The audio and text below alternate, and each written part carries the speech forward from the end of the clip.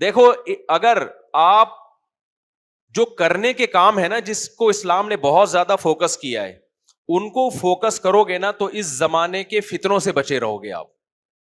شیطان خالی دل میں جگہ دیکھ کے گھر بناتا ہے. اگر پہلے سے اس دل میں اللہ کی محبت ہے اور اس محبت کا عملی نمونہ بھی آپ بنے ہوئے ہو تو پھر شیطان کو وہاں گھر بنانے کا موقع نہیں ملتا. تو میں آپ کو چند کام بتاتا ہوں, اس میں اگر آپ لگ گئے تو انشاءاللہ یہ جو فتنے آج کل کے آ رہے ہیں نا ان سے آپ بچ جاؤ گے.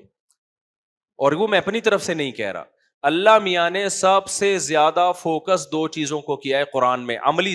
ایک تو عقیدے کو فوکس کیا ہے, عقیدے کے بعد سب سے زیادہ فوکس کیا ہے نماز اور انفاق. کس کو فوکس کیا بھائی؟ نماز اور انفاق. کہ ایمان والے نماز پابندی سے پڑھتے ہیں, راتوں کو تہجد پڑھتے ہیں, دعائیں مانگتے ہیں, یہ جو عبادت ہے آپ اپنے آپ کو عبادت میں کھپاؤ تو آپ کے پاس تجزیوں کا فالتو تجزیوں کا ٹائم نہیں ہوگا. دوسرا انفاق فی سبیل اللہ, اللہ کی مخلوق پہ خرچ کرنا, خرچ کرنے کی عادت ڈالو. اس سے بھی کیا ہوگا, آپ کی صلاحیتیں صحیح جگہ پہ خرچ ہوں گی, پھر کماؤ گے بھی. جب آپ خرچ کرو گے تو کمانے کا بھی موقع ملے گا نا آپ کو. تو یہ دو کام وہ ہیں جس کو اللہ اس کے رسول صلی اللہ علیہ وسلم فوکس کر رہے ہیں. اور اسلاف میں بھی یہی تھا. آپ اسلاف کی نمازیں دیکھو, کوئی یہاں ہاتھ باندھتا تھا, کوئی ہاتھ چھوڑ کے نماز پڑھتا تھا, کوئی رفع الیدین کرتے تھے, کوئی رفع الیدین نہیں کرتے تھے, لیکن ان سب کی نمازوں میں خشوع و خضوع تھا. سارے لمبی لمبی نمازیں پڑھتے تھے, نمازوں میں روتے تھے. بلکہ بعض اسلاف تو ایسے قول پہ بھی عمل کرتے تھے کہ جو اب بالکل متروک ہو چکے ہیں, اس قول پہ کسی نے بھی اس قول کو نہیں لیا, لیکن وہ بھی اس سوسائٹی میں چل رہے تھے. مگر فوکس کس کو کرتے تھے؟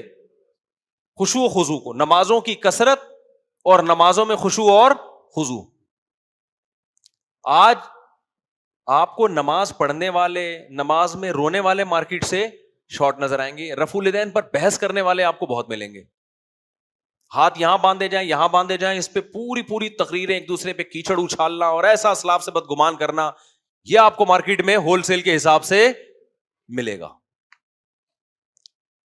تو بھائی اللہ سے محبت پیدا کرو جس کام کے لیے ہم پیدا ہوئے ہیں. اگر آپ نے اپنے مقصد حیات کو فوکس کیا تو شیطان آپ کو دائیں بائیں نہیں لے جا سکتا. قرآن کہہ رہے وَإِخْوَانُهُمْ يَمُدُّونَهُمْ فِي الْغَيِّ انما سلطانه علی الذین یتولونہ. اللہ کہتے ہیں شیطان کا زور ان لوگوں پہ چلتا ہے جو شیطان کو دوست بناتے ہیں. کیا مطلب؟ جو رحمان کو دوست نہیں بناتے.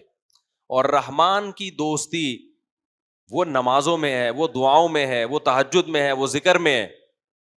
تو اپنے آپ کو عبادت میں کھپائیں, نماز روزے میں نفلی روزوں کا معمول بنائیں. آج ہماری سوسائٹی میں نفلی روزے بالکل نکل گئے. پیر جمعرات کا روزہ سنت ہے, ایام 20 کا روزہ سنت ہے, 9-10 محرم کا روزہ سنت ہے.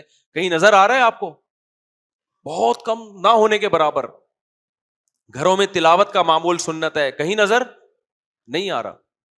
دعا نبی صلی اللہ علیہ وسلم کتنی دعائیں مانگا کرتے تھے. بعض دعائیں آپ کی اتنی لمبی ہیں کہ صحابی کہتے ہیں جتنی دیر میں سورہ بقرہ پڑھی جاتی ہے نا اتنی دیر آپ صلی اللہ علیہ وسلم نے ہاتھ اٹھا کر دعا مانگی ہے. ہمارے یہاں ہے کوئی معمول؟ بس وہ ختم قرآن کے موقع پر ایک فارمیلٹی پوری ہوتی ہے. اچھا, دعاؤں میں کس طرح ورغلایا؟ وہ روحانی عاملوں نے دعاؤں سے ہٹا دیا. ہر چیز میں ایک باطل کام کر رہا ہے نا, صحیح راستے پہ چلانے کے بجائے آپ کو غلط. جو ٹائم آپ کا پریشانیوں کو حل کرنے کے لیے اللہ کے سامنے گڑ گڑانے میں لگتا تھا وہ تعویذ گنڈوں اور روحانی ٹوپی ڈراموں میں لگ گیا. سمجھ میں آ رہی ہے بات کہ نہیں آ رہی؟ ایک صاحب مجھے کہنے لگے کہ میں یہ وظیفہ پڑھنا چاہتا ہوں, لا الہ الا انت سبحانک انی کنت من الظالمین, 100 دفعہ پڑھنا چاہتا ہوں, کیا میری پریشانی حل ہو جائے گی؟